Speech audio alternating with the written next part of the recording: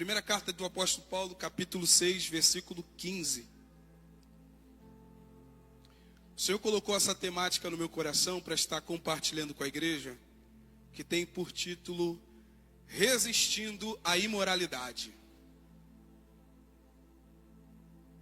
Repita comigo, resistindo à imoralidade. Diz assim, a partir do versículo 15, primeira carta de Paulo aos Coríntios, capítulo 6, versículo 15. Não sabeis vós que os vossos corpos são membros de Cristo? Tomaria eu então os membros de Cristo e deles faria membros de uma prostituta? Uma pergunta. De modo algum. Ou não sabeis que aquele que se ajunta com uma prostituta é um só corpo? Porque os dois, diz ele, serão uma só carne. Mas o que se ajunta com o Senhor é um só espírito. Fugir da fornicação. Todo pecado que o homem comete está fora do corpo. Mas o que comete fornicação, que no caso aqui é a tradução para prostituição, peca contra o seu próprio corpo. Ou não sabeis que o vosso corpo é templo do Espírito Santo, que está em vós, proveniente de Deus, e que não sois de vós mesmos, porque fostes comprado por um preço. Repita comigo, nós fomos comprados por um preço. Portanto, glorificai a Deus no vosso corpo e no vosso espírito, os quais são de Deus. Repita comigo, nossos corpos, o nosso espírito pertencem a Deus. Verso 1 do capítulo 7. Ora, acerca dos anciãos, ou melhor, acerca das coisas, que me escreveste, bom seria que o homem não tocasse em mulher. Ainda assim, para evitar fornicação, prostituição. Cada homem tem a sua própria esposa e cada mulher tem o seu próprio marido. Fecha os teus olhos. Pai, tua palavra está sendo lida. Que ela cumpra o propósito pelo qual ela foi instituída aqui hoje, ó Deus. Que o Senhor receba a glória para si, a honra e o louvor. Ó Deus, o vaso é de barro para que a excelência do poder seja tua. É o Senhor quem fala com a tua igreja. É o Senhor que usa o vaso de barro por misericórdia e graça. Por isso pedimos ao Senhor Espírito Santo, resista a Satanás. Não permita que ele venha roubar a semente lançada em nossos corações. Mas que o Senhor o repreenda para a glória do teu nome. Amém. E graças a Deus. Quantos estão me ouvindo bem? Diga amém.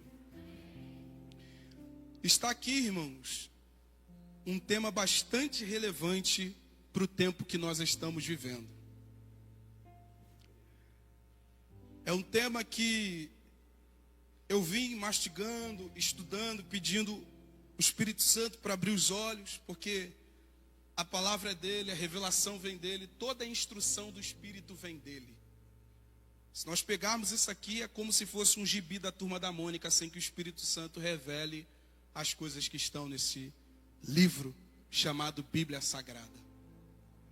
E esse tema é um tema bastante relevante para a igreja, porque já foi até falado aqui, acredito eu que eu até reforcei, nós precisamos entender o que a igreja de Corinto estava passando para que o apóstolo Paulo achasse por necessidade falar sobre isso aqui. Nós vamos ver que esse texto que o apóstolo Paulo menciona aqui, no final do capítulo 6 e no início do capítulo 7, eles estão voltados ao que ele aponta no começo da carta, lá no capítulo 5. Por quê? A igreja de Corinto teve um problema grave no seio congregacional. E Paulo escreveu essa carta para responder algumas indagações que poderiam vir a existir por causa de um fato. não era uma ação comum, era uma coisa grave. Cada dia que se passa no nosso meio, e eu falo de forma geral, não meio como em Onrara, aqui no Rio ou São Paulo, mas cada dia que passa no nosso meio cristão, está sendo difícil lidar com alguns problemas existentes no meio cristão. Por quê? Porque nós estamos numa guerra cerrada contra a cultura desse século. Uma guerra que só vai terminar quando Cristo levar a sua igreja. No capítulo 5 de 1 Coríntios, o apóstolo Paulo expressa o seu coração. Veio ao meu conhecimento, se assim você quiser abrir aí 1 Coríntios 5, você pode avaliar exatamente o que eu estou falando. É isso mesmo, 1 Coríntios 5. Chegou ao meu conhecimento que está acontecendo algo no meio de vocês, que nem no meio dos ímpios nós estamos vendo. Quantos estão me ouvindo? Diga amém. Corinto estava sendo assediada de tal forma que a prática que aconteceu no meio da congregação não se via nem fora da congregação. O que aconteceu, Miqueias? Um membro da congregação estava se relacionando sexualmente com a madrasta, esposa de seu pai. Incesto acontecendo dentro do seio congregacional. O apóstolo Paulo fica comovido com aquilo e diz: eu preciso notificar a igreja, porque o nível de prostituição era tão grande que assediou a congregação ao ponto de uma relação sexual ilícita ser favorável. Quantos estão me ouvindo? Diga amém. Porque esse tema é bastante relevante. Porque assim como a igreja de Corinto, nós estamos também numa batalha acirrada. Paulo se vê no direito de exortar a igreja para que isso não viesse a proliferar. Tanto é que ele pede para tirar do seio da congregação o homem que praticou tal coisa. Ele fala: entrega a Satanás para que o corpo seja quebrantado e a alma seja salva. Ele ainda fala da salvação para o homem. Mas o intuito do apóstolo Paulo o problema é que quando acontece uma coisa, e essa coisa que acontece, ela não é resolvida, prolifera. Amém ou não amém, irmãos? Diante disso, o apóstolo Paulo fala assim: vocês estão inchados. Por que inchados? Porque vocês não estão nem se entristecendo com o caso. Nível de conformidade. A congregação estava conformada com o incesto no meio da congregação. Paulo fala: isso é resultado de porneia. Repita comigo: porneia assediava Corinto. Porneia é uma palavra para prostituição, não só para isso, mas para fornicação, adultério, qualquer tipo de prática imoral ilícita. Qualquer tipo de relação sexual passa por porneia. Vale lembrar também que Corinto celebrava ali na cidade de Corinto, não na igreja, mas na cidade de Corinto ela celebrada uma entidade, que essa entidade ela era exaltada ou adorada através da relação sexual, e essa entidade era Afrodite. De um lado Afrodite, da outra Diana dos Efésios. Então era cultural a imoralidade. Ter imoralidade fora do conceito congregacional era cultural, era favorável. Só que quando passou aos atos dos ímpios se tornarem os atos dos cristãos, aí se tornou um problema. Porque se eu saio de porneia, se eu sou livre das mãos da deusa adorada através das relações ilícitas, se Deus me liberta, se Cristo me liberta, eu venho para o seio congregacional, para uma novidade de vida, e na congregação que eu estou não está tendo a capacidade de eu ter um estilo de vida compatível, tem alguma coisa errada. Eu saio de um estilo de vida imoral, eu venho para o seio da igreja, a igreja é mais imoral do que os ímpios, tem alguma coisa errada. O apóstolo Paulo se viu no direito, se nós não julgarmos essa causa, acabou a congregação em Corinto. Ele diz, vocês estão inchados, vocês estão fermentados. Aí o apóstolo Paulo pega aqui um conceito, a gente já vai entrar aqui no texto que a gente leu. Ele pega um conceito aqui das festas culturais. Quantos aqui lembram que Deus arrancou Israel, que antes era o povo hebreu, do Egito? Vocês já ouviram essa história. Quando eles saem do Egito, rumo à terra prometida, eles festejam uma das festas conhecida como Páscoa. E na festa da Páscoa era celebrada a passagem, saída do Egito, rumo à liberdade. Quando eles terminavam de comemorar a festa da Páscoa, vinha uma festa chamada a festa dos pães sem fermento. Por que o pão tinha que ser comido sem fermento? Porque não dava tempo de se comer um pão fermentado. Durante 7 dias depois da festa da Páscoa, se comiam pães sem fermento. Aí o apóstolo Paulo, tá bom, Miquel, o que isso tem a ver? O apóstolo Paulo vira para eles e fala assim, ó, olha, retirem o fermento velho do meio de vocês, para que vocês sejam uma nova massa. Repita comigo, retirem o fermento velho, para que vocês sejam uma nova massa.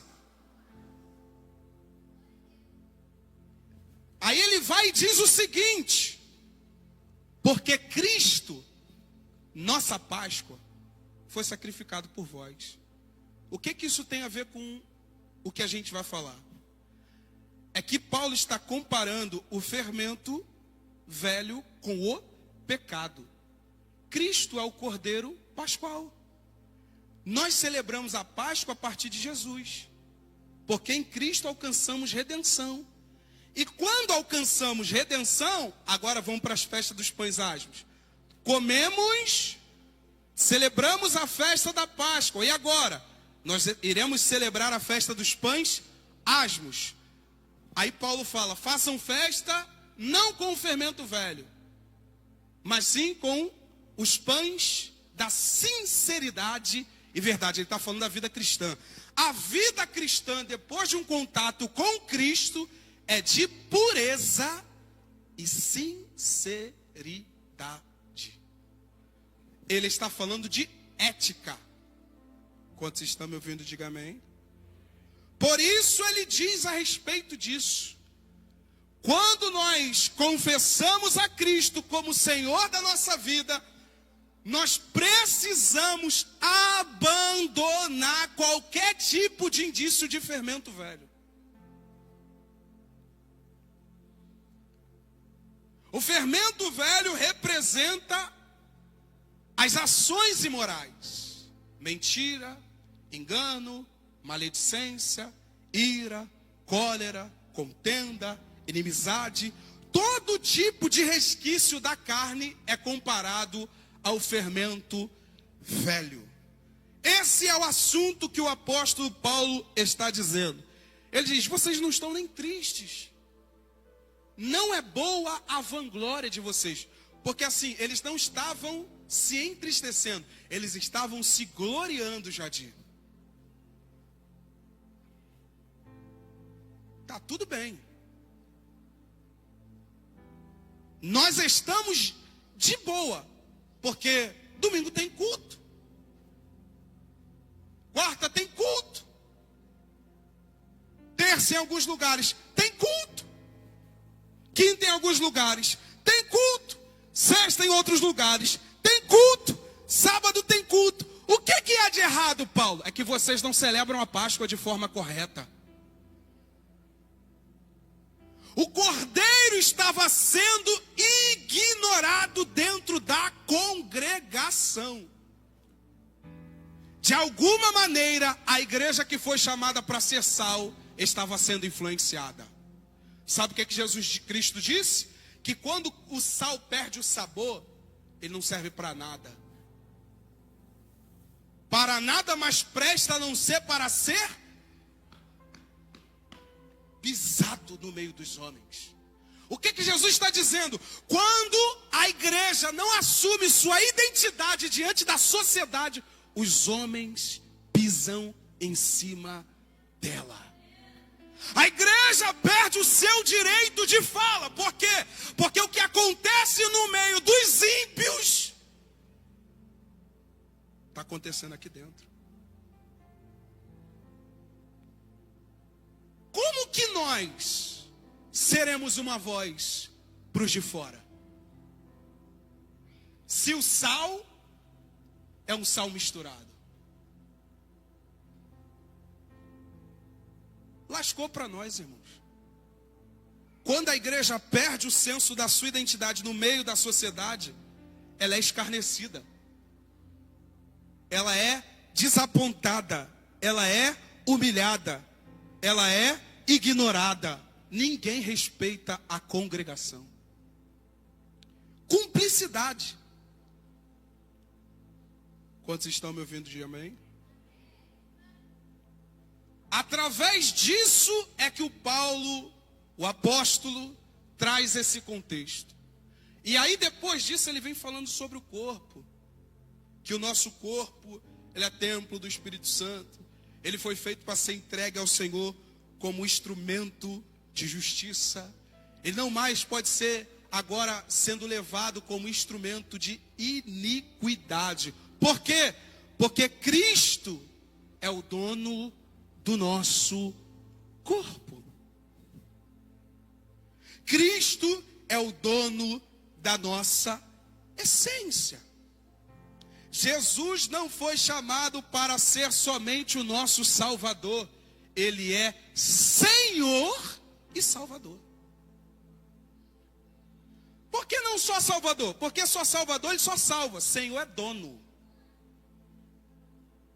Senhor fala de dono de algo. Fala de alguém que tem a nossa vida guardada, protegida. Jesus é o nosso dono. Algumas pessoas vêm para o seio congregacional e só querem o Jesus que salva, não o Jesus que é Senhor e dono. Porque o Jesus que é Senhor, ele dá limites para nós. Ele vai dizer, olha, não peques mais para que não te suceda coisa pior. Esse é o Senhor. O Senhor nos dá uma direção depois que cura. O Senhor, ele nos dá uma direção depois que liberta. O Senhor, ele dá uma direção para que o estágio não piore. Fala para o teu irmão, Jesus é teu Salvador e teu Senhor.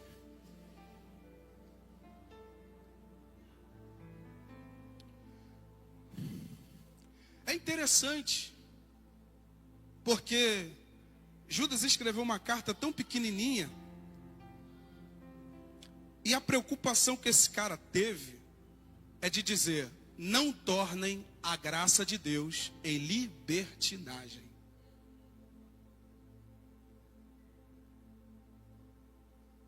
É possível tornar a graça de Deus libertina? Quem também vai responder isso é Paulo em Romanos capítulo 6. Permaneceremos no pecado para que a graça seja mais abundante?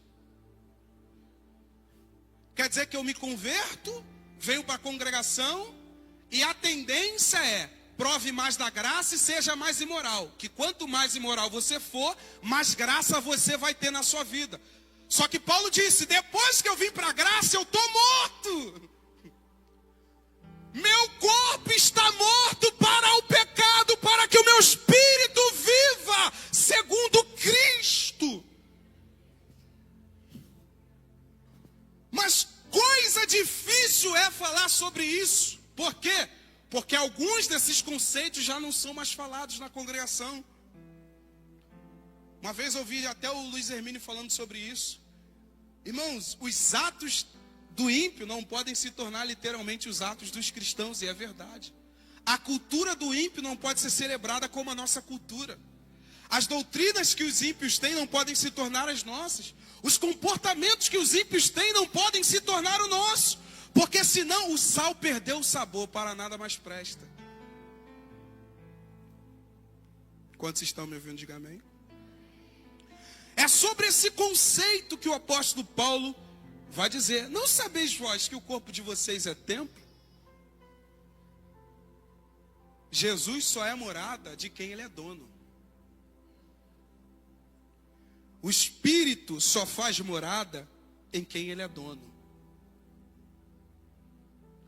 Não existe pessoa alguma que seja cheia de Deus e não seja dominada por Deus. Para ele morar dentro de mim, Jesus explicou: o valente vem, domina a casa. Mas depois que ele termina de falar isso, o que ele vai dizer? Os espíritos que saem dentro dessa casa, eles vão procurando lugares áridos. Não achando, o que eles fazem?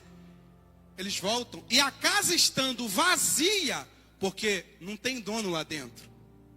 Então não adianta somente vir, ter os demônios expulsos da vida e não se aliançar com Jesus. O estado se torna pior. Nossa, meu Deus. Aceitou a Cristo no domingo, na segunda está pior do que quando confessou. Porque o valente arrumou a casa, adornou a casa, mas a casa não o reconheceu como dono. Deixou a casa vazia. Então o estado se torna pior do que o primeiro. Diante disso é que o apóstolo Paulo vem falando. Paulo aconselha: bom seria que o homem nem tocasse em mulher. Paulo fala aqui a respeito do celibato, abstenção de relacionamento, de envolvimento sexual. Já que você está tendo esse problema, se abstenha. Bom seria que o homem não tocasse em mulher, mas por causa da prostituição procurasse o homem casamento. Isso aqui vai ser um divisor de águas para muitos. Grandes problemas na minha vida, até sexual, foram resolvidos a partir desse esclarecimento. Que o Espírito Santo abra o teu entendimento nessa hora. Porque não há cadeia que ele não quebre. Uma vez que ele nos liberta, ele nos dá o direito de abrir a porta e fechá-la para quem a gente bem entenda. Então isso aqui vai ser um divisor de águas. Porque isso aqui foi um divisor de águas para a minha vida. Bom seria, Paulo não está negligenciando o casamento. Porque se ele tivesse negligenciando o casamento, a gente ia contra Gênesis. Gênesis capítulo 2, verso 18. Não é bom que o homem esteja... Como? Deus orienta que não é bom que a gente esteja só, e agora o apóstolo diz que bom seria que o homem não tocasse mulher. Nós precisamos entender o contexto, para a gente entender o porquê resistindo à imoralidade. Esse grande problema que está acontecendo aqui, levou o apóstolo Paulo. Paulo não está dando conselho a respeito só de casamento em si, porque deu na telha. Vamos falar sobre casamento? Não. Paulo está falando dos problemas que estavam acontecendo, que estavam influenciando tanto quem era solteiro quanto quem era casado. E por que eu acho necessário isso na igreja? Porque a igreja é um misto de pessoas solteiras e casadas. Isso aqui serve para nós. Paulo não está negligenciando, porque Deus disse que não é bom que o homem esteja só. Foi o próprio Deus que instituiu esse homem para que falasse a respeito disso. Aí ele vai e diz: o homem que deseja estar solteiro, não viva se abrasando, do contrário, case-se. Paulo está respondendo ao que estava acontecendo em Corinto. Se o teu problema na sexualidade é relação sexual, vai casar. Amém, os solteiros? Olha só isso aqui. Se você está sofrendo tormentas, o conselho das Escrituras para o varão solteiro, mulher solteira é: se não consegue se conter, case. Porque lá no capítulo 6, ele disse: o corpo, Allen, não é para porneia. Repita comigo: o corpo não é para prostituição. Por que ele disse: se não consegue se conter, case? Porque existem abrasamentos, e eu falo sobre isso com propriedade, porque eu vim do mundão. O que tem no mundo é roça-roça, é esfrega-esfrega. Ninguém é dono de ninguém. Estou falando alguma bobagem aqui, irmãos? Você vai ver nego se agarrando com tudo aí, sem lei.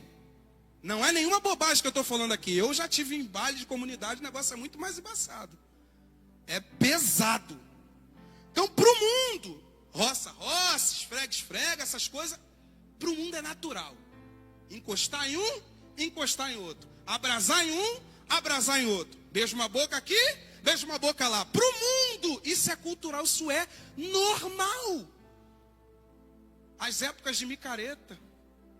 A galera botava um meião colorido até aqui, ia sem camisa, lá pro luso brasileiro. Beija, beija. Beijava 20, 30. A moral do homem e da mulher era dizer quantas bocas beijou. Tô falando alguma mentira aqui, irmão? Para quem é de hoje, não sabe o que era micareta. Era festa sem lei. Quantos estão me ouvindo, diga amém. Paulo responde: não consegue se conter? Case um matrimônio. Por que ele diz isso? A única condição para viver solteiro diante de Deus era se abstendo de mulher e de qualquer outro tipo de contato com a imoralidade. E uma das formas de Paulo dar uma saída, isso aqui foi o que eu peguei, tá, irmãos? Antes de casar com minha esposa, para começar a entender o conceito cristão sobre pureza. 1 Coríntios 7:32, pode até deixar grande aqui. Enquanto eu estiver falando, pode até deixar aqui. Os solteiros cuidem das coisas do Senhor, em como há de agradar ao. Isso aqui é o divisor de águas. Se você quer viver sozinho, fica sozinho, mas não toca em nada imoral. Mas se você não se contém, vai casar. Porque é melhor casar do que viver se esfregando pelos cantos, aonde ninguém está vendo. E de preferência, no escurinho. Vai 2 horas da manhã e você vai, olha pelas ruas, as ruas mais desertas. Dá um pulinho aqui atrás do UPA e olha, aquele canto ali, principalmente aquele canto ali que cheira a urina pura. Todo mundo vai ali. Por que, irmãos? As pessoas cedem a essas práticas imorais. Porque os solteiros não querem cuidar daquilo que foram chamados para cuidar. As pessoas que estão vivendo sem o matrimônio não querem se comprometer com Deus. Porque a mente de um homem solteiro está totalmente ligada aos agrados de Deus. Isso aqui foi um divisor de águas para mim. Porque uma vez que isso tocou no meu entendimento, eu falei, cara, eu não quero relacionamento algum. Minha esposa está aqui para não me deixar mentir. Quando alguém conversava sobre relacionamento e alguém conversava comigo no meio dos jovens, da galera, o que eu falava? Olha, eu não quero isso tão cedo. Eu só vou me envolver com isso o dia que eu estiver pronto para o casamento. Mas enquanto isso não vem na minha vida, eu não quero saber nem de flertar com ninguém, nem de conversa com MSN, Orkut. Eu não quero ninguém, eu quero focar somente no alto. Por que, Miquel? Eu já tive contato com porneia. E a gente vai entrar a respeito disso aqui. A mente de um homem solteiro, se ela não for toda do Senhor, ela vai ser toda de outra coisa. Fala para o teu irmão, ou você é totalmente de Deus, ou você é totalmente de outras coisas. Quem é solteiro, cuide das coisas do Senhor. E o jovem? Ai meu Deus, jovem. O que Salomão diz? Lembra-te, jovem, do teu Criador, no dia da tua mocidade, antes que te cheguem os dias e diga, não tenho prazer na vida. O jovem, principalmente os jovens, eu posso falar com propriedade, porque saí do meio da imoralidade. Se não se preocuparem com o Senhor, outras coisas vão dominar vocês. É um conceito primordial das Escrituras. Como que uma pessoa solteira vence a sedução da imoralidade à sua volta? Ocupando-se com as coisas de Deus.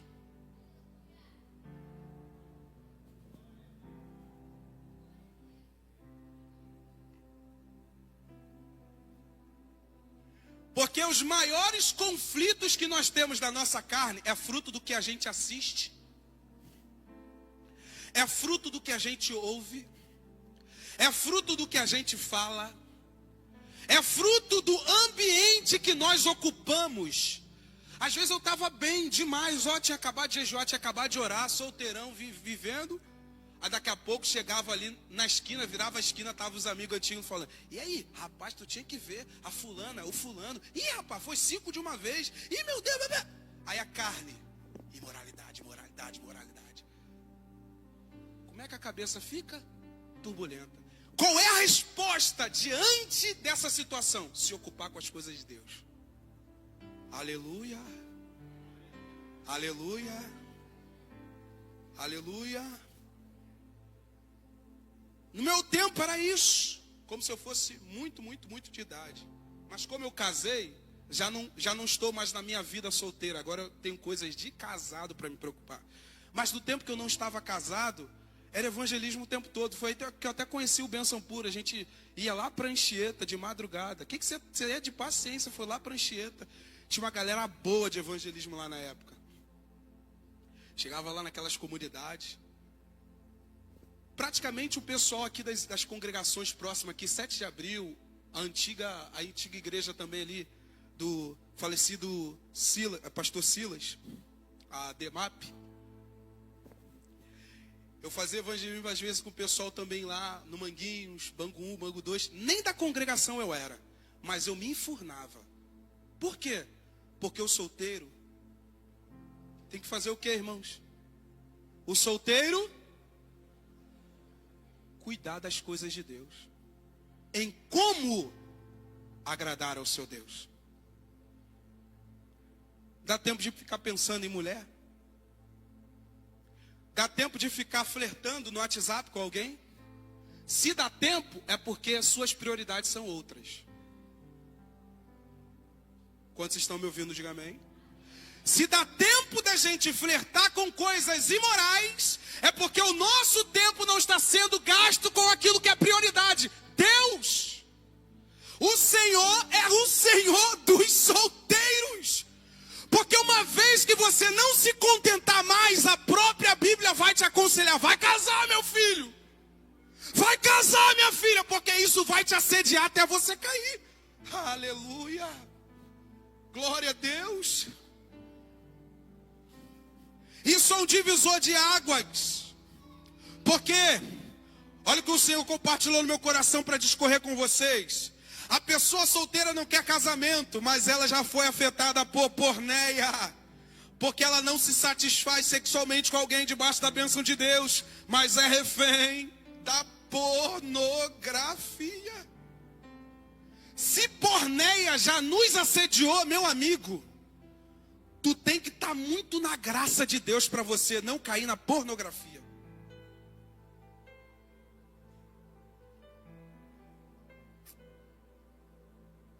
Tem algum Superman, Mulher Maravilha aqui, cristão, que não sofre tentação nenhuma? Olha só o BO que Tiago vai nos dizer: cada um é tentado quando atraído pela sua própria concupiscência. Fala para o teu irmão: Satanás, diga de novo, Satanás sabe como atrair você.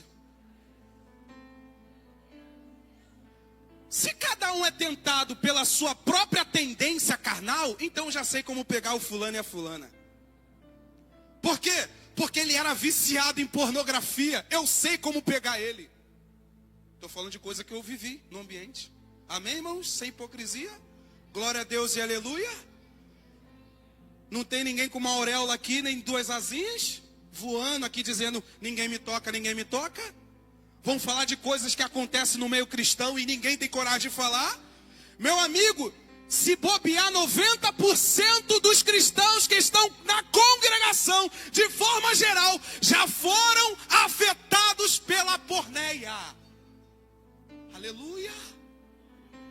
Você vai ver porneia nos desenhos infantis. Você vai ver porneia nos filmes e nas séries. Será que isso aqui é alguma coisa anormal que a gente não pode falar de púlpito? A gente tem que pedir: me dá coragem, Senhor. Mas se cada um é tentado segundo a sua própria cobiça, eu tenho aqui arcar com a minha disposição.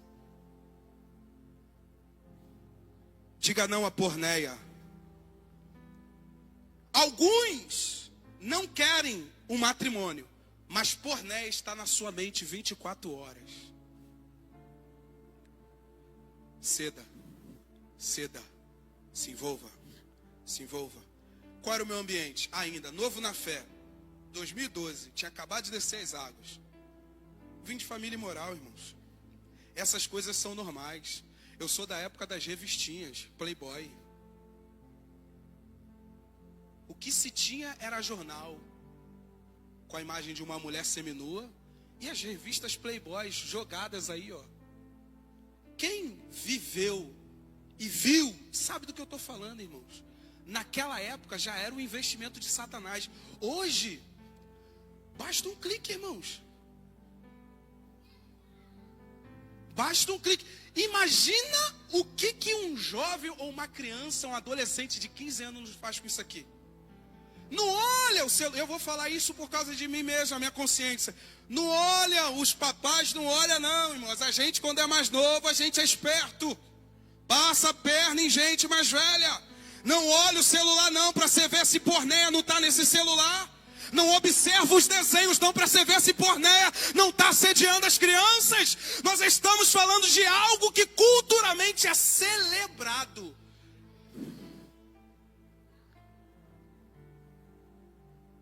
Era tão sério a minha realidade que quando alguém falava de algo como isso, eu tremia na minha cadeira, porque eu sabia: eu estou envolvido, meu pai.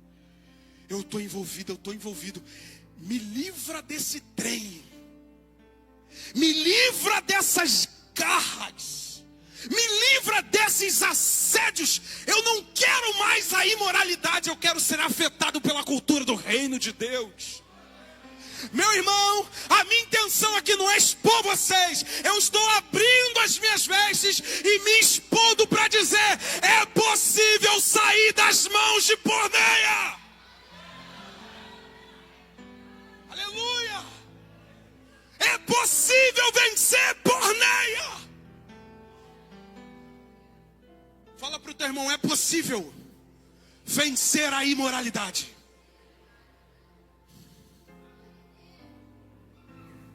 Mas por que alguns, outras desculpas, alguns não querem o matrimônio? Porque não querem ser comprometidos. Vou viver solteiro, mas não casa com ninguém, vive solteiro. Não quer casar porque não quer ter uma pessoa para se comprometer. mas vive pelos cantos a trancos e barrancos. Isso aqui é um divisor de águas para nós. Fala para o teu irmão, ou é celibato, ou é casamento. Paulo diz, cada um recebeu o dom de Deus para ser solteiro ou casado. Aleluia. Aleluia, glória a Deus. Casou, Deus te deu o dom para você viver casado, puro diante dele. Não casou, vai orar ao Senhor para ver se ele te deu o dom para viver sem matrimônio. Mas eu desconfio, porque se pornéia já te afetou, você está lascado.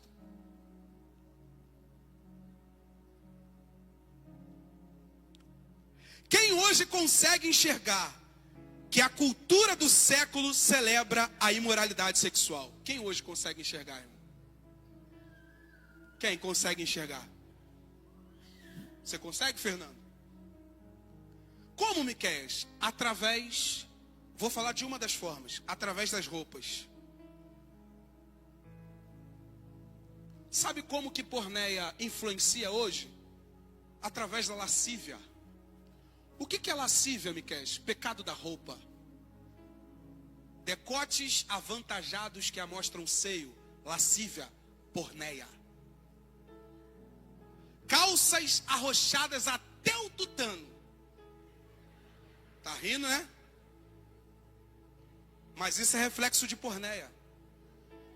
Porque se a roupa que você veste está mostrando aquilo que era para ser ocultado, pornéia já assediou você. Você não anda como o sal da terra, você anda como a carne do açougue.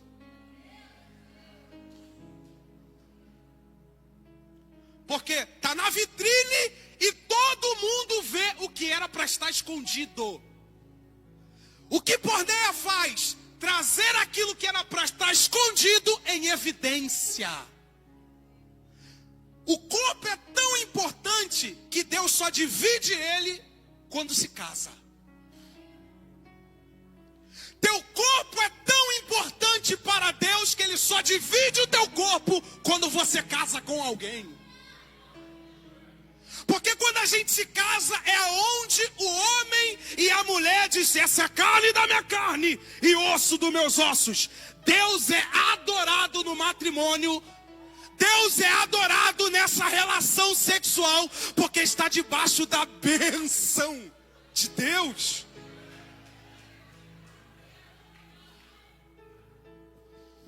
Fora isso, Deus não divide seu corpo. Ele não é para prostituição. Ele é para matrimônio, casamento, debaixo da bênção de Deus, o Todo-Poderoso. Mas pornéia está aí. Você percebe que os manequins de loja tem seio e tem as nádegas desenhadas. Para que é aquilo ali? Justamente para induzir ou a mulher que não tem algo parecido querer, ou a pessoa que já tem um companheiro ou uma companheira idealizar algo. Mensagem subliminar. Pornéia. O que deve acontecer se eu colocar aquele vestidinho com decote até em cima para mostrar aquela tatuagem que há muito tempo estava escondida? Amém ou não amém? O que acontece se meu estilo de vida for como esse? Eu perco sal. Para nada mais eu presto. Porque eu olho para a cultura dos ímpios e eu não vejo diferença nenhuma da igreja, porque a igreja está pior. Irmãos, os decotes desse século estão piores do que do século passado. Hoje existe roupa até transparente. Você vê pessoas com roupas transparentes andando no meio da sociedade. Por que isso, Miqueias? Porque pornéia já assediou praticamente o mundo inteiro. Conteúdos diversos, games, filmes e séries. Meu amigo, eu nem sabia disso quando eu vim para o cristianismo. Quando eu olhei para alguns joguinhos do Nintendo, e eu jogo alguns jogos do Nintendo de vez em quando, o Mario Bros, o Street Fighter 97. Meu amigo, tem alguns personagens que representam pornéia. Eu falei, meu Deus, a gente era tão inocente, mas pornéia já estava nos jogos. Aleluia. Não estou falando que eu sou contra videogame não, tá, irmãos? Eu jogo um Mario Bros de vez em quando, um Sonic. Need for Speed Underground 2. Montava o carrão, né? O desejo era ter o carro todo cromado, né? Ó, Juan, eita glória. Quem já jogou o Need for Speed antigo aí, ó? Carro, pá. Jogou, né? Da época lá. Gostava, né, Felipe? Não sou contra isso. Agora, porneia está no nosso meio, não pode ser ignorada. Por que resistir à imoralidade? Porque a imoralidade tem uma finalidade nesse mundo: nos assediar e nos levar a sermos piores do que o mundo é. Talvez seja por isso que o apóstolo Paulo escreveu a segunda carta aos Coríntios, no capítulo 6, no verso 14. Diz assim: não estejais unidos em um jugo desigual com incrédulos, pois que companheirismo tem a justiça com a injustiça? E que comunhão tem a luz com as trevas? Que harmonia tem entre Cristo e Belial? Ou que parte tem o crente com o infiel? E que acordo tem o templo de Deus com os ídolos? Porque vós sois o templo do Deus vivo, como Deus disse: eu habitarei neles e andarei entre eles. Eu serei seu Deus, eles serão meu povo. Portanto, saí do meio deles. Separai-vos. Santidade ao Senhor. Que comunhão há? Ele não está falando que você não pode conhecer uma pessoa ímpia. Não está falando disso. Ah, lá no meu trabalho só tem ímpio, eu vou sair do trabalho. Ele não está falando disso. Ele está falando que comunhão, nível de relacionamento com as práticas. Que comunhão tem o fruto da infidelidade com o fruto da justiça? Nós fomos chamados para sermos templo de Deus. Por isso ele também diz: não deem em nada ocasião de tropeço. Nesse contexto do capítulo 6 da segunda carta.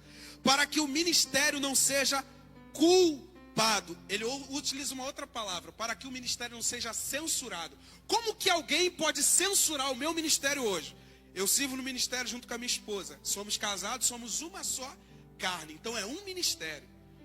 Eu vivo no ministério. Eu prego na congregação. Como que o meu ministério pode ser censurado pelos outros? Se eu aqui na congregação sou uma coisa e dentro de casa eu sou outra.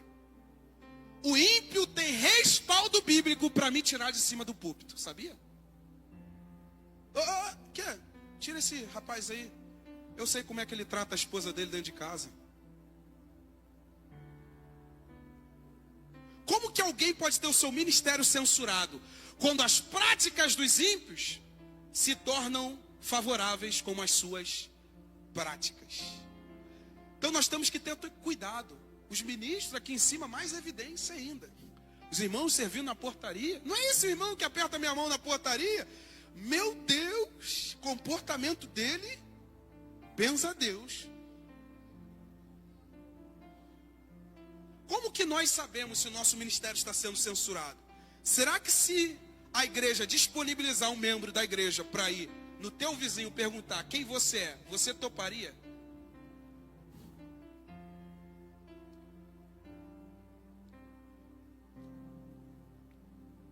Ou seu ministério seria censurado? Amém?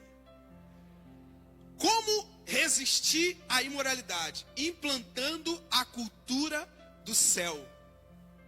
Conselho, primeira carta de Tessalonicenses, capítulo 4, versículo 3.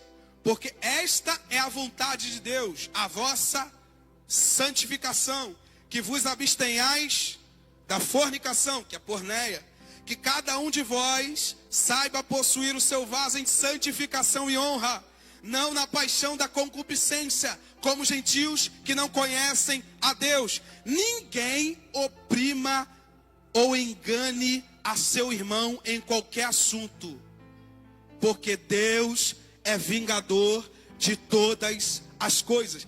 O que ele está dizendo aqui? Ninguém apresenta um discurso favorável para quem está vivendo uma prática imoral. Não existe discurso favorável para isso. A pessoa precisa se arrepender dos seus pecados e abandonar. É o que o apóstolo Paulo está dizendo. Não se pode colocar em um jugo infiel com os incrédulos. Jugo infiel aqui é você praticar a mesma coisa que o ímpio está praticando. O ministério é censurado. Ninguém oprima. Deus é vingador. Antes vos dissemos e testificamos.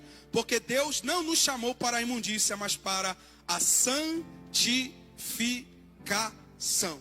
Quer viver solteiro? Viva para o Senhor. A única forma de não tocar em mulher ou não tocar em homem é vivendo para Deus. Do contrário, quem me ouve não vai conseguir. Você vai vir para cá, vai receber a graça, a unção do alto aqui na congregação. E quando chegar em casa, Pornéia te aguarda meia-noite. É o horário que os adultos dormem. E boa parte dos jovens ficam acordados pela madrugada. Estou falando alguma mentira, irmãos?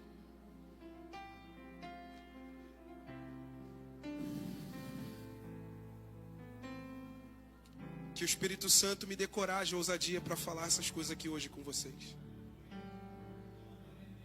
E graça e virtude do alto.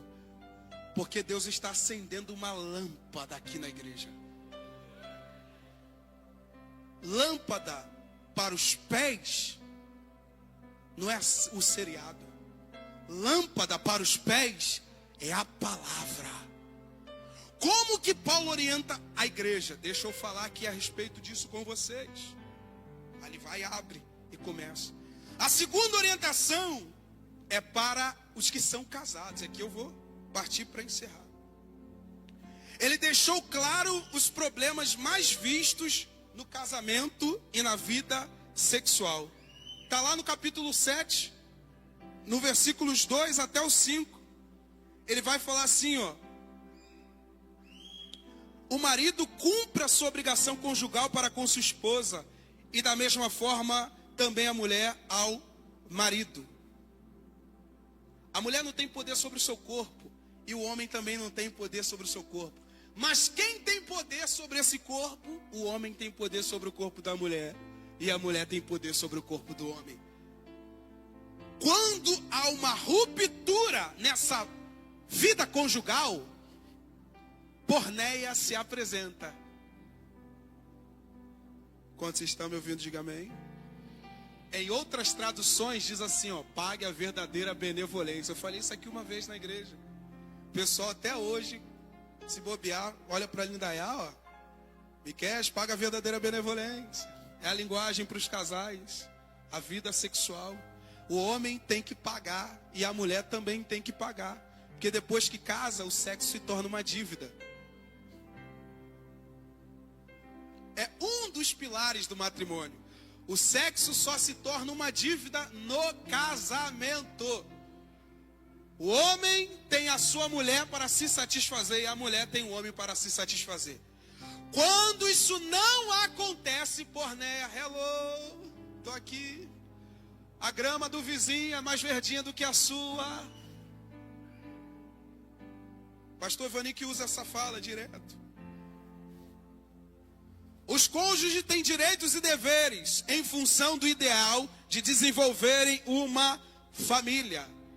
Quando se casa e dá aquela fome, o desejo da prática, corre para o cônjuge. E aí? Ah, hoje não, dor de cabeça. Não tem esse trem de dor de cabeça certo. Por quê? Porque a mulher não tem domínio sobre o seu corpo. O marido tem. O marido também não tem domínio sobre o seu corpo. Quem tem o domínio é a mulher, porque os dois se satisfazem sexualmente. Amém ou não amém? Por isso que é só liberado dentro do matrimônio. Os dois estão livres para se agraciarem num leito debaixo da bênção de Deus. Se você está em dívida, procure pagar o boleto.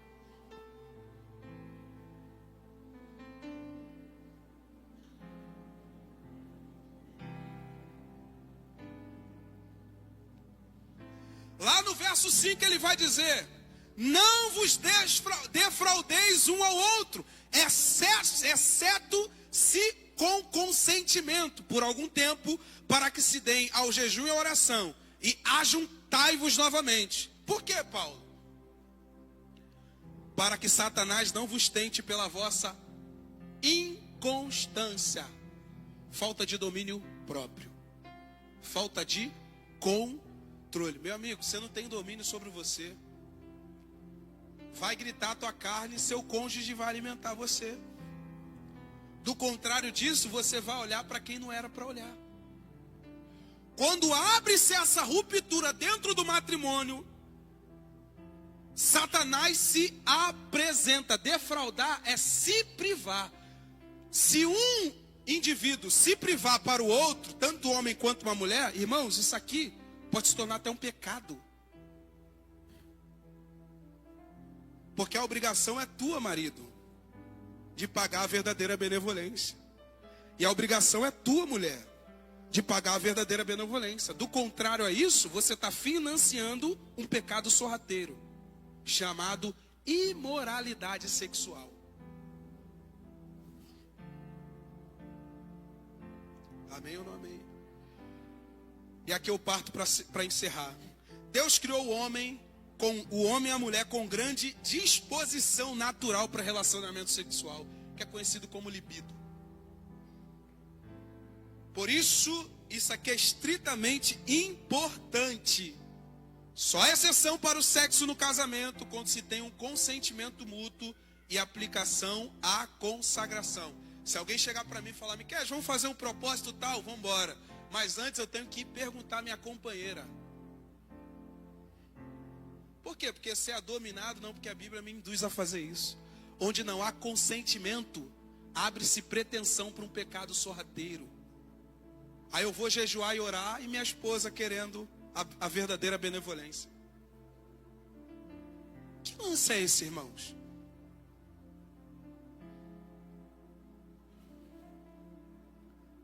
Depois que casou, game over. Paulo diz que quando casa, há muita tribulação na carne. É verdade. Tribulação na carne, há muitos mistos no interior de um homem e de uma mulher. Se não há consentimento mútuo, nem vai, meu amigo. Já é um problema pro futebol, né? Galera do futebol, já é um problema, né? Vamos jogar bola. Não, ou é a bola, o futebol ou eu. O que a Bíblia diz? Calma aí, irmão. Quer ser reais? Quer fazer a unha? É o que, irmão? Mas se ela trabalhar, lascou. Eu mesmo faço minha unha. Game over. Versão brasileira.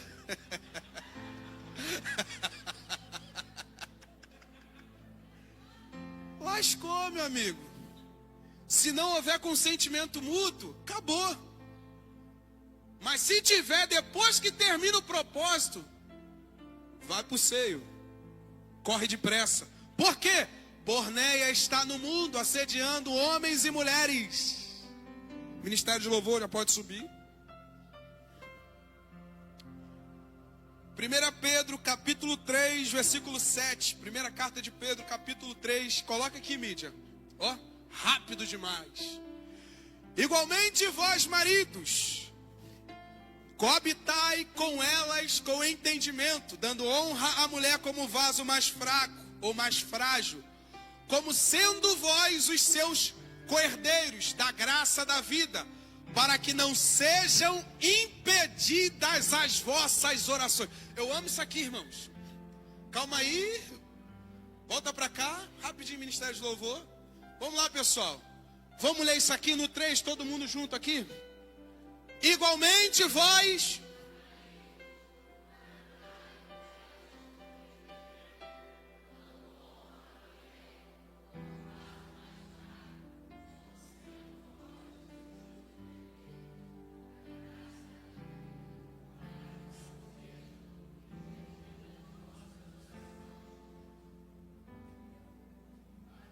Alguém entendeu alguma coisa aqui?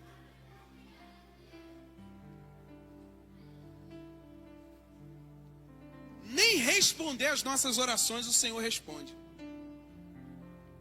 Quando há esse tipo de desinformação no meio do matrimônio.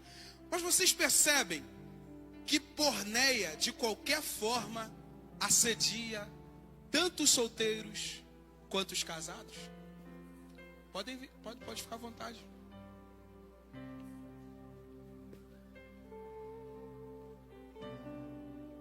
Diga não à imoralidade sexual. Qual é a cultura, Miqueias, que deve influenciar então a minha vida? A cultura do reino. A cultura do céu. Se coloque de pé.